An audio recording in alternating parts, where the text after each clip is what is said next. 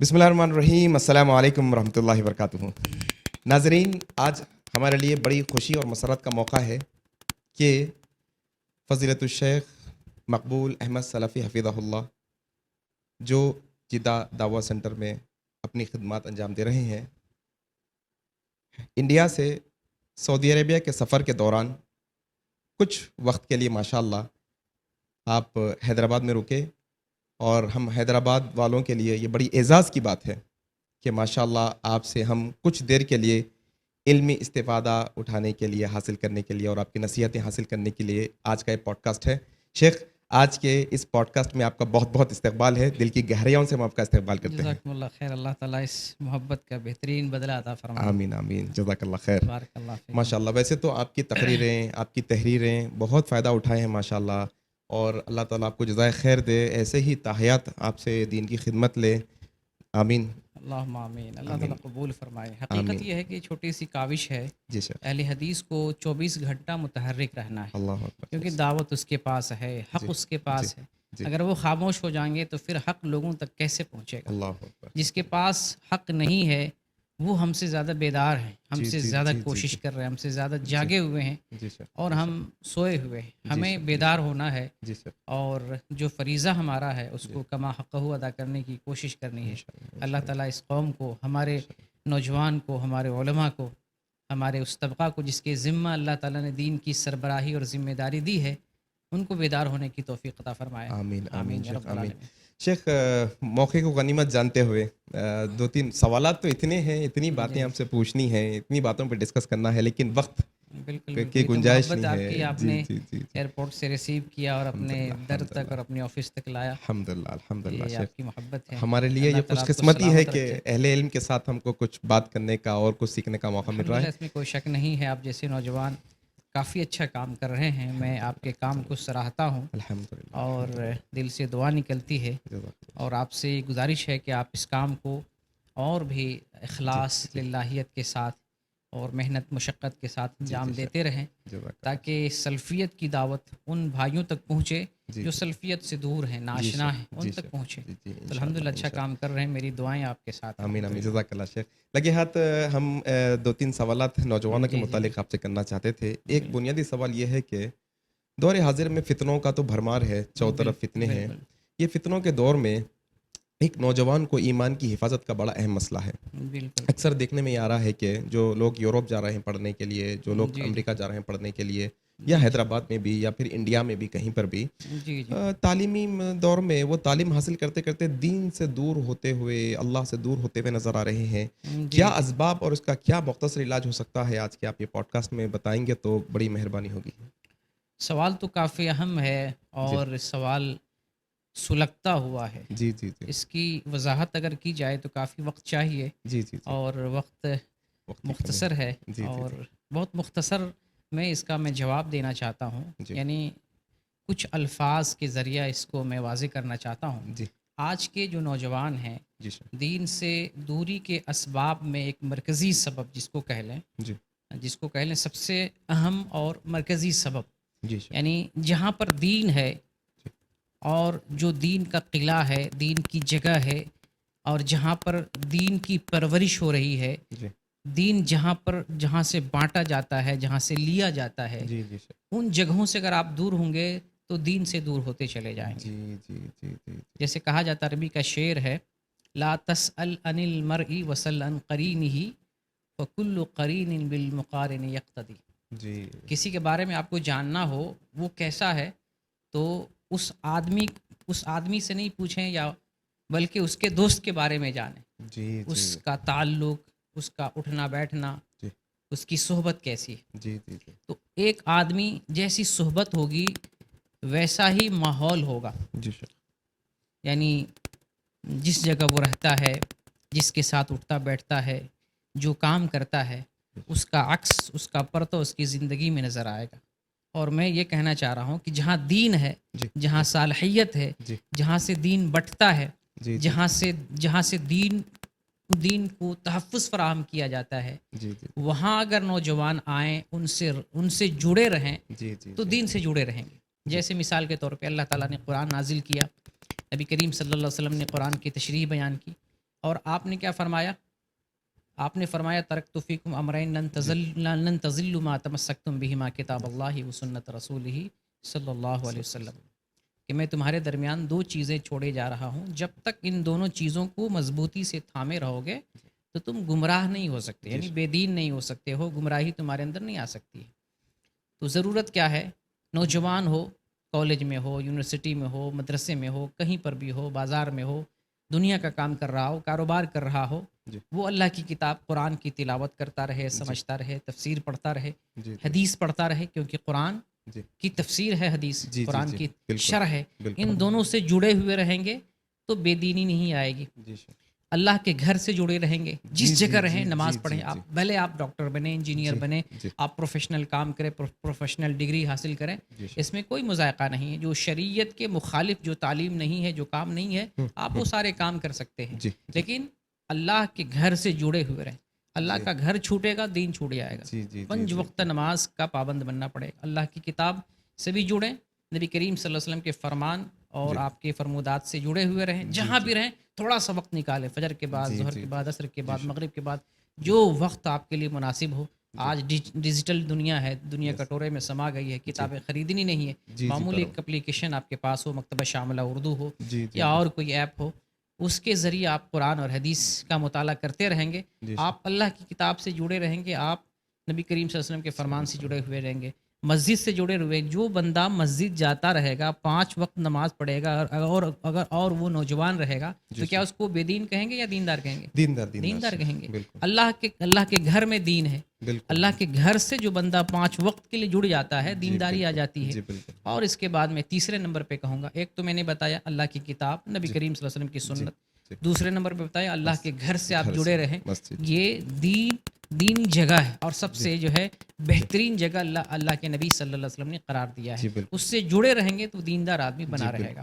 اور تیسرے نمبر پہ میں کہوں گا علماء سے جوڑنے کے لیے، علماء سے، اہل علم سے، دین کے وارث وہ ہیں، دین وہاں ہے، اس سے جو بچھڑ گیا، اس سے جو الگ ہو گیا، وہ بے دین ہو گیا، یا اس کے پاس دینداری نہیں رہے گی۔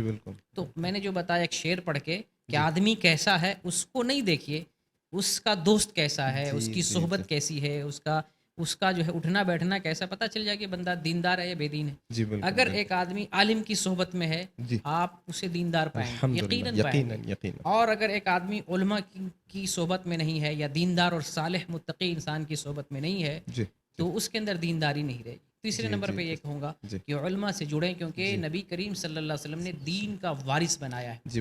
دین جو چھوڑ کے گئے ہیں اس کا وارث آپ صلی اللہ علیہ وسلم نے انبیاء کو بنایا، علماء کو بنایا ہے۔ علماء جو ہے دین بانٹتے ہیں، دین تقسیم کرتے ہیں، دین سمجھاتے ہیں، اور ان سے جڑنے کا فائدہ یہ ہوگا دین سیکھیں گے اور بے دینی ختم ہوگی۔ تو یہ جو ہے مختصر میں یہ کہنا بالکل، جزاک اللہ خیر وحسن الجزا شیخ، مختصر طور پہ لیکن بہت مفید ہے کہ جس طریقے سے شیخ محترم نے، میں جتنے میرے نوجوان بھائی بہن یہ بات دیکھ رہے ہیں، اللہ کے واسطے بات کو سمجھو کہ وہ وقت آنے سے پہلے کہ ہمارے دلوں سے ایمان نکلے، قرآن حدیث سے جڑو، مسجدوں سے جڑو، اہل علم اور علماء سے جڑو، انشاءاللہ یہ ہمارے دین کی حفاظت اور بقا کافی ہوگی۔ ہیں، لیکن میں موٹی باتیں جو ہے یہ 3 مرکزی چیزیں میں نے ذکر کی ہیں۔ بالکل انشاءاللہ ایسا ناظرین ہم یہ کہہ رہے ہیں کہ کبھی اگر ایسا موقع ہوا تو آن لائن میں جو ہے شیخ سے ایک ٹائم لے کے پوڈ کاسٹ آن لائن کریں گے، زوم وغیرہ پر انشاءاللہ مزید یہ پوری ٹاپک کو الیبوریٹ کرنے کی کوشش کریں گے۔ کافی طویل موضوع ہے، اس پر جو ہے وضاحت کے ساتھ گفتگو کرنے کی ضرورت ہے، کیونکہ نوجوان بہک رہا ہے، بے راہ ہو رہا ہے۔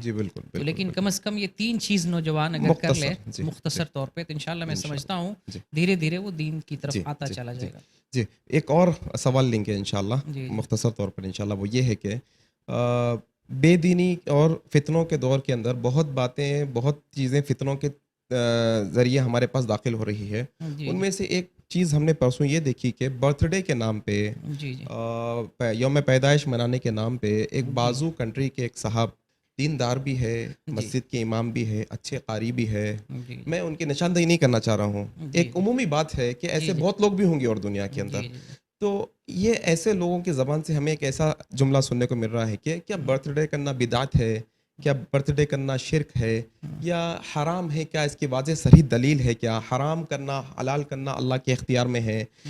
قرآن حدیث کے اندر برتھ ڈے حرام ہے، جائز ہے، ناجائز ہے، اس پر وہ گفتگو کر رہے ہیں. میں آپ سے گزارش کر رہا ہوں کہ ایسے نوجوانوں کے لیے اور ہم جیسے عام لوگوں کے لیے اور سارے لوگوں کے لیے برتھ ڈے کو لے کے اصل میں شریعت کا کیا نقطۂ نظر ہے وہ آپ واضح کریے. کسی بھی مسئلے میں ایک تو جو شریعت کے احکام ہیں ان میں حرام اور حلال کے جو مسائل ہیں، جی سر، تو اس تعلق سے بہت سارے مسائل میں تو واضح طور پہ اہل علم بیان کرتے ہیں یہ حرام ہے، یہ بدعت ہے، یہ مکروہ ہے، یہ فلاں ہے. جی سر. اور بعض ایسے اعمال ہیں جو نئے ایجاد کیے ہوئے ہیں لیکن وہاں پر اہل علم صراحت کے ساتھ حرام یا بدعت نہیں کہتے ہیں، وہاں پر نصوص بیان کر کے کہہ دیتے ہیں کہ یہ خلاف سنت ہے، خلاف شریعت ہے، اس سے بچنا چاہیے. یہ جو جنم دن اور برتھ ڈے کا مسئلہ ہے، آپ اگر دیکھیں گے تو اس کی شروعات کہاں سے ہو رہی ہے؟ اس کو نصارہ نے اس کو شروع کیا ہے. نصارہ نے عیسیٰ علیہ السلام کے نام پر کرسمس ڈے منانا شروع کیا اور بڑی دھوم دھام سے منانا شروع کیا. ایک چیز جو عالمی طور پہ مشہور ہو جاتی ہے تو پھر لوگ اس کی نقالی کرتے ہیں. ہر چیز میں دیکھتے ہیں، ہر چیز میں یہ جو ہے معاملہ پایا جاتا ہے. ایک چیز جو بہت مشہور ہو جاتی ہے اس کی لوگ نقالی کرتے ہیں. تو نصارہ نے عیسیٰ علیہ السلام کے نام پر جنم دن کا ایجاد کیا اور جنم دن کا ایجاد کرنا جو ہے لوگوں کو اچھا لگا. یعنی ایک چیز اس کے اندر ایسی چیز لگی، اس کے اندر خوشی منانے کا، تقریب کرنے کا، لوگوں کے ساتھ بیٹھ کر جو ہے اپنی شخصیت کو جو ہے واضح کرنے کا اور اپنے آپ کو خوش اور مگن ہونے کا ایک طرح سے موقع مل رہا تھا. تو وہ وہاں سے نقل کر کے لوگوں نے جنم دن منانا شروع کیا. اگر آپ دیکھتے ہیں تو نبی کریم صلی اللہ علیہ وسلم جو ہے شریعت کا نقطہ نظر دیکھتے ہیں، نبی صلی اللہ علیہ وسلم نے واضح طور پہ بیان کر دیا کہ تم پہلے والی قوموں کے نقش قدم پر چلو گے. یہ بات اسی میں سے ہے. نصارہ نے کام کیا اور ہم اس نقش قدم پر چل رہے ہیں.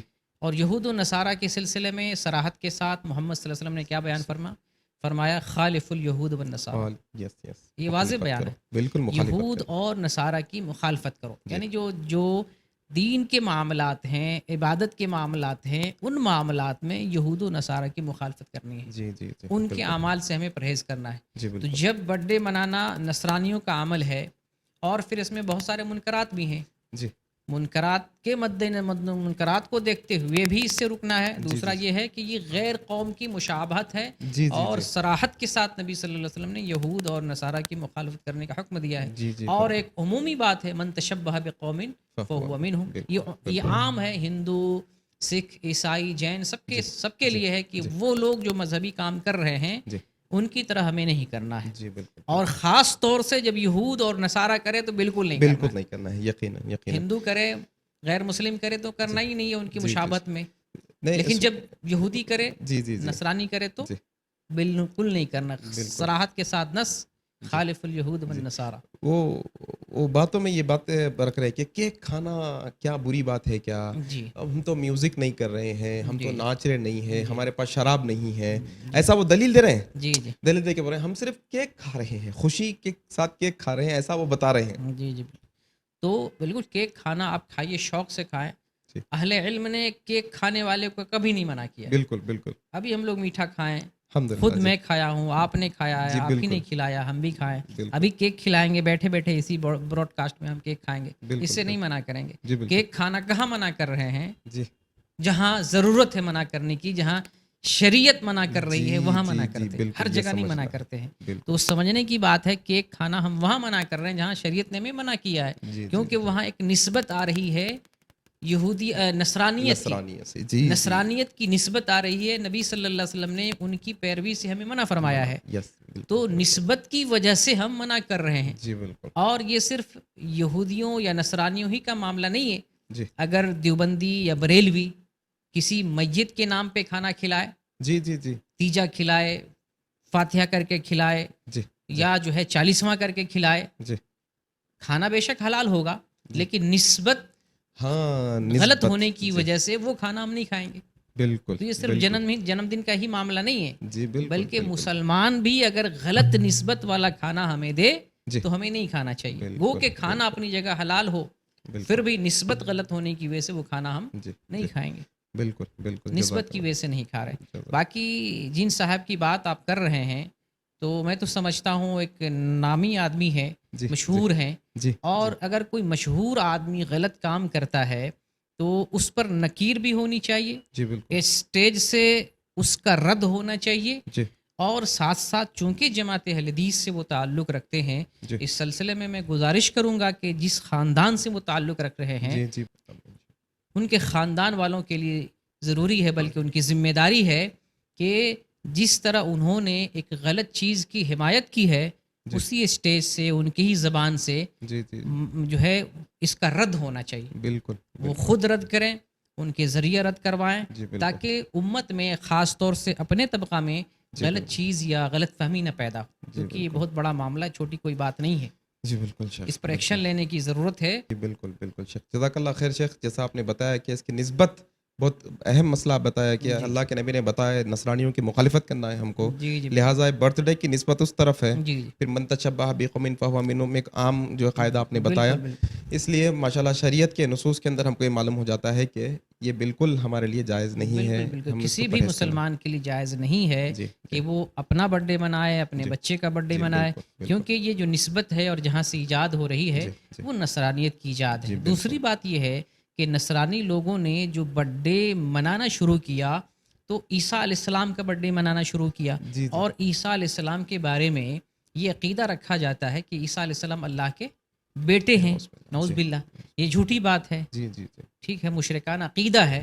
تو یہ جو برتھ ڈے منانا دراصل ایک طرح سے ڈائریکٹلی تو نہیں کہیں گے, لیکن انڈائریکٹلی آپ شرکیہ کام کی حمایت بھی کر رہے ہیں. اللہ اکبر, یقیناً سمجھ رہے ہیں, شرکیہ کام کی آپ حمایت بھی کر رہے ہیں. اس لیے ایک مسلمان کو قطعاً اپنا یا اپنے بچے کا جنم دن نہیں منانا چاہیے. بہت شکریہ, جزاک اللہ خیر و حسن الجزا. ماشاءاللہ آپ آئے اللہ آپ کو برکتوں سے نوازے, اس محبت کا بہترین صلہ عطا فرمائے, اور حیدرآباد والوں کو اللہ تعالیٰ خاص طور سے یہاں کے نوجوان طبقہ کو مزید دینی کام کرنے اور خاص طور سے سلفیت کو فائدہ پہنچانے کی توفیق دے. سلفیت کو لوگوں تک پہنچانے کی ضرورت ہے. لوگوں تک دعوت تو پہنچ رہی ہے, لیکن شرکیہ دعوت, بدعت والی دعوت, گمراہی والی دعوت پہنچ رہی ہے. خالص توحید کی دعوت اور سلفیت کی دعوت لوگوں تک عام ہونی چاہیے. ایک بات 2 منٹ کے لیے انشاءاللہ وہ ایک خاص طور پہ جیسا بھی نوجوانوں کی بات کرے اور سلفیت کی بات کرے, 2 منٹ کے لیے اہل حدیث نوجوانوں کو آپ کیا ایک پیغام دینا چاہتے ہیں جو وقت کی اہم ضرورت ہے, وہ پیغام ضرور دیجیے آپ انشاءاللہ. اہل حدیث نوجوانوں کو, نوجوان جو یعنی دین سے دور ہیں ان کے لیے تو میں وہی کہا کہ اہل علم سے جڑیں, بالکل دین سے جڑیں, دین سے اپنا رشتہ استوار کریں. خاص طور سے اہل حدیث جو داعی ہیں, علماء ہیں, مبلغین ہیں, دین کی ذمہ داری ان کے کندھے پر ہے, وہ ذمہ داری کو محسوس کریں. واللہ میں سعودی عرب میں تھا تو میں دعوت کا کام کر رہا تھا, لیکن وہ جوش, وہ جذبہ اس قدر نہیں تھا جس قدر ہونا چاہیے تھا. ایک جو ہے مدنی عالم دین نے مجھے کہا کہ جو اسٹیج ملا ہے ہمیں سعودی عرب میں دعوت و تبلیغ کا, یہ اللہ کی طرف سے بڑی نعمت ہے. یہ اسٹیج اگر کسی بدعتی کو مل جائے تو آپ یقین مانیے وہ بے لوث ہو کر دین کی خدمت کرے گا, یعنی وہ بدعت کا پرچار کرے گا, لیکن بڑے بے لوث ہو کر اخلاص دکھائے گا, للہیت دکھائے گا, اور بے لوث ہو کر وہ یعنی دین کا کام کرے گا. لیکن اس کے پاس گمراہی ہے, دین نہیں ہے, پھر بھی اس کے اندر ایسا ہے. ہمیں اللہ تعالیٰ نے یہ موقع عنایت کیا ہے, ہم کیوں دعوت کی ذمہ داری ہمارے سر پر ہونے کے باوجود ہم کیوں اس میں بخیلی کرتے ہیں اور اپنی ذمہ داری اچھے سے نہیں نبھاتے ہیں. تو اللہ تعالیٰ نے ہمیں حق دیا ہے تو ہماری ذمہ داری بہت زیادہ بڑھ جاتی ہے.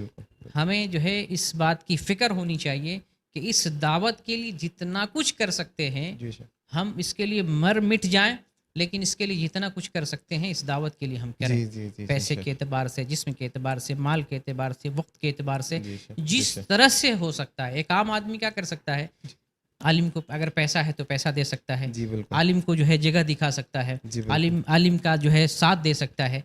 جس چیز کا انتظام کرے, میک کا انتظام کرے, پنڈال کا انتظام کر دے, کھانے کا انتظام کر دے, کرسیوں کا انتظام کر دے, یا کہیں پر جو ہے پروگرام ارینج کر دے, جس کے ذمے میں جو کام ہے یا جو کر سکتا ہے اپنے حصے کا آدمی کو کام کرنا چاہیے. لیکن اس دعوت میں شریک ہو کر ہر کسی کو حق کی دعوت لوگوں تک پہنچانے کے لیے بھرپور کوشش کرنی چاہیے.